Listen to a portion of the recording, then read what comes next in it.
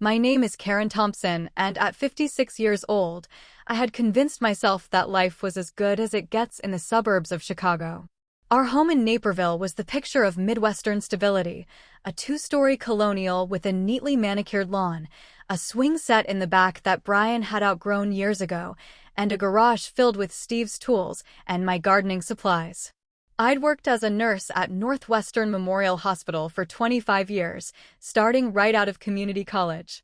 The job was demanding long shifts, emotional exhaustion from holding hands with dying patients or celebrating new births, but it paid the bills and gave me purpose. Steve, my husband of 30 years, ran Thompson Auto Sales, a used car dealership in the Loop. He was the charismatic salesman type, always closing deals with a firm handshake and a joke. Our son, Brian, 28, was the dreamer, a guitarist in an indie rock band who'd just signed a small label deal for his debut album. His wife, Mia, a graphic designer, completed our little family circle. For as long as I could remember, I'd been the financial backbone. Steve's dealership had its ups and downs.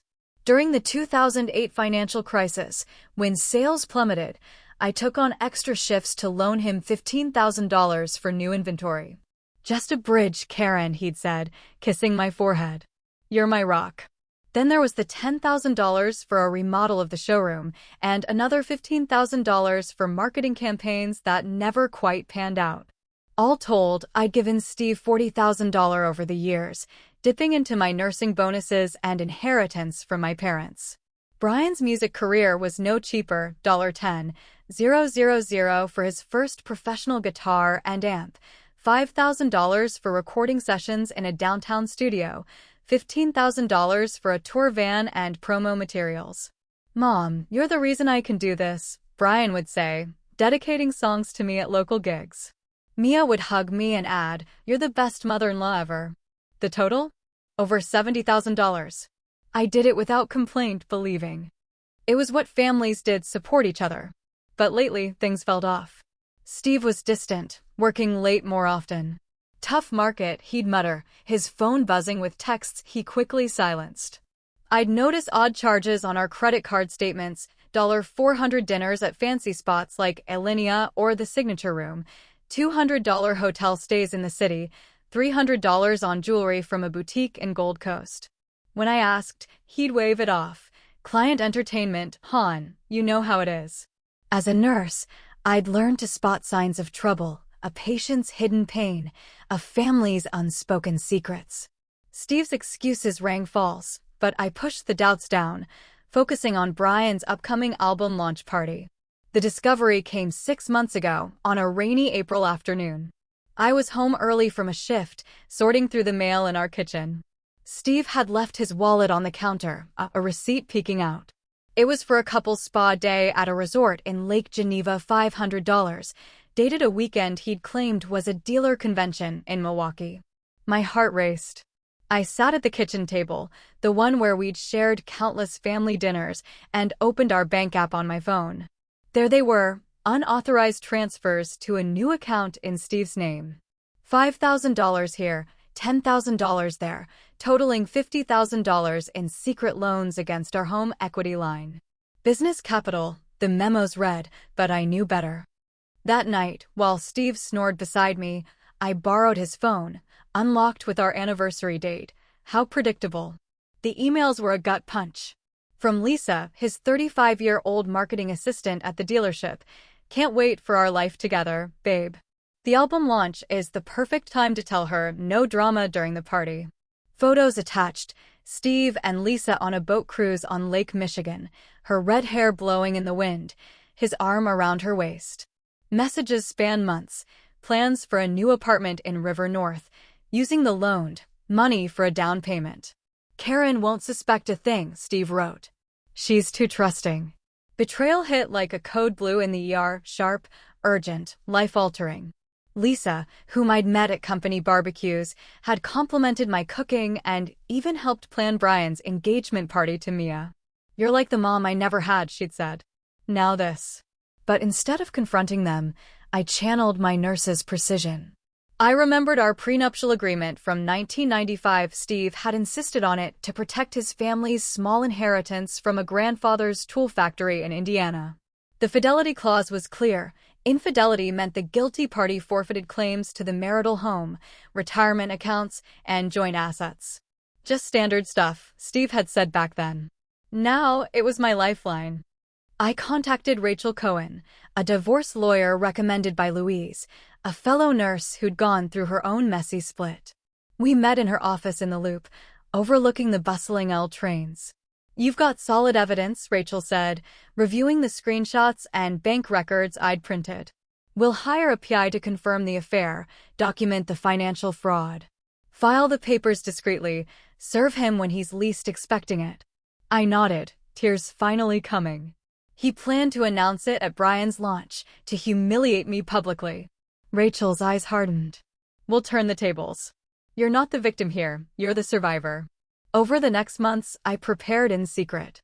The private investigator tailed Steve to hotel rendezvous and weekend getaways, providing photos and timestamps. I opened a separate bank account for my nursing salary, transferring my personal savings $20,000 untouched by Steve. At work, my colleagues became my confidants. Maria, a tough ER vet, brought me coffee during breaks. "You're stronger than you know, Karen." Louise covered my shifts so I could meet Rachel. "Screw him," she'd say. "You've given enough." Brian's album launch was set for a Friday night in July at a trendy loft in Wrigleyville, near Wrigley Field. The venue was perfect for his indie rock vibe, industrial beams, string lights, a stage for his band. Invites went out to 150 guests, music scouts, friends, family from Indiana, even some dealership clients. I helped plan it, baking trays of my famous chocolate chip cookies for the dessert table. Steve was all smiles in the days leading up, hugging me in the kitchen. "Proud of our boy, aren't we?" Lisa was invited as staff, her presence a thorn I ignored. The night arrived warm and humid, the city buzzing with summer energy. I wore a simple navy dress, my silver hair in loose waves, a necklace Brian had given me for Mother's Day. Steve was in his dealership polo, schmoozing guests. Lisa hovered in a red sheath dress, laughing too loudly at Steve's jokes. Brian took the stage, his guitar gleaming under the lights. "This album is for my family, especially Mom, who believed in me when I was just strumming in the garage." The crowd cheered as he launched into his set, raw lyrics about love and loss filling the room. Dinner followed, catered barbecue, clinking beer bottles. Midway through, Steve stood for a toast, wine glass raised. "To Brian, our son's a star. And to new chapters." He turned to me, eyes cold. "Karen, this is the end for us. I've found someone new." He nodded to Lisa, who smiled smugly. The room froze. Gasps echoed. Brian's face drained of color, Mia's hand clutching his arm. Guests stared, forks suspended midair. My pulse thundered, but years in the ER had taught me to stay calm under pressure. I reached into my purse for the envelope, divorce papers, filed that morning. "Congratulations, Steve," I said, voice steady as I placed it beside his plate. "Here's your fresh start." Steve's confidence cracked. "What is this?" "Read it later," I replied, standing. I kissed Brian's cheek. "This is your night, sweetie. Shine on." To the room. "Enjoy the party, everyone. The cookies are fresh." Whispers erupted as I walked out, head high, the loft doors swinging shut behind me. In the alley, the humid air felt freeing. Steve burst out moments later, envelope clutched. "Karen, divorce papers? You filed today? How did you know?" His voice was a mix of rage and panic. "I knew for months," I said. "The emails, the loans, Lisa. You plan to humiliate me here." "Well, surprise." He stammered, "We can talk." 30 years means something. It meant everything to me, I shot back. "Until you threw it away for her." I drove to Maria's apartment in the city, my bag packed in the trunk. Calls poured in, Louise checking on me, my sister offering a place to stay. Brian texted, "Mom, I'm coming over." Dad's an ass. Brian arrived an hour later, still in his stage clothes, Mia in tow. We hugged on Maria's couch, tears flowing. "Why didn't you tell me?" he asked. "Didn't want to ruin your big night." I explained everything, the receipts, emails, loans. Brian's face hardened. Dad's been weird, but this? We're with you, Mom. Mia nodded. Absolutely. The legal storm began. Steve's calls turned pleading, unfreeze the accounts. The dealership's payroll is due. But Rachel had secured an emergency order, locking joint assets. Steve hired a lawyer, claiming the prenup was invalid due to time. Discovery revealed more. Steve had forged my signature on 2 loans, diverted dealership profits to Lisa's consulting firm, a front for their affair. Hospital colleagues testified in depositions to my mental sharpness.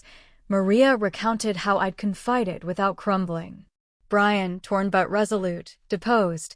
Mom built this family. Dad destroyed it. Court day in Cook County was gray and rainy. The courthouse, a massive stone building, felt like a fortress. I wore a gray suit, Rachel by my side.